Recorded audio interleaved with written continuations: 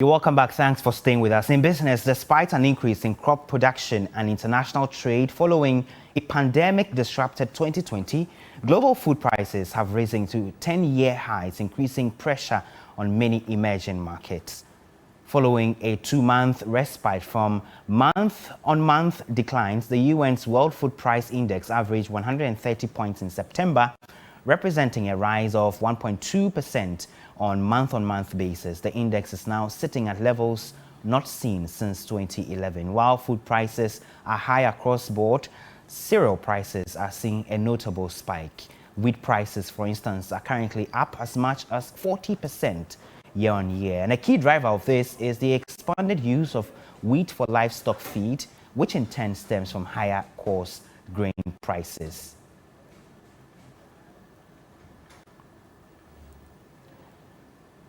Let's get some more reactions on this. And joining us on the phone is General Secretary of the General Agricultural Workers Union, GAWU, that is Edward Kare. Thank you, Mr. Kare, for joining us. Now, we know that these prices in terms of the cereals and grains, the maize, the wheat, the millets, are increasing each passing month. But the ministry assures us that by December, all of these will be stabilized. Is this something you see? Is there light at the end of a tunnel? Well, let me say good afternoon to you. We need to look at issues in context.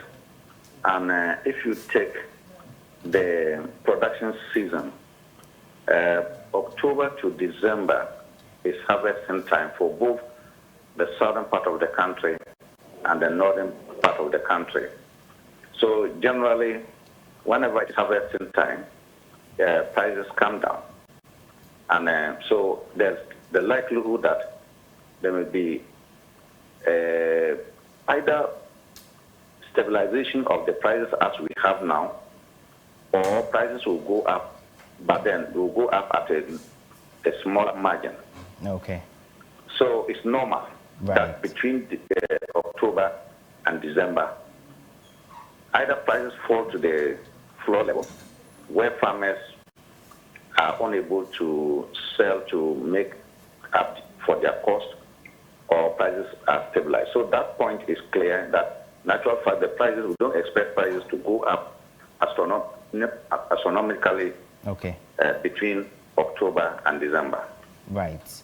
Now tell us about, I know there some time ago when the ministry had said it was cutting imports or exports rather of grains outside the country. I spoke to you and you had a concern about general conditions and inputs that farmers are supposed to get, and also some of the natural disasters like floods that have ravaged farm fields in the entire northern parts of the country. Have those situations improved as we speak? Yeah, the situation is still there, and some of the factors have already taken place. For instance, the lack of fertilizer at the time that it was needed. That event has already taken place, and we are now only awaiting the consequences of it at the time of harvest. I'm just from the north, returning to Accra, and I'm telling you that the rains are failing to come, and what it means is that crops that were just about ripening, and they need water to ripe, particularly rice, soya bean, millet, granules, and the rest, are going to have poor yield because the rains are just not there. So what was not a policy failure, but this particular one is a natural cause. So it has only added to the failure, the policy inadequacies that led us to this. So if you put all these things together, the point here is that we cannot have bumper harvest. And see, we need to understand that when the word bumper is used, it is unusual harvest. And we are not going to even be at the same level like last year, not to now talk about exceeding it and then in an unusual way. All right. So that is the situation.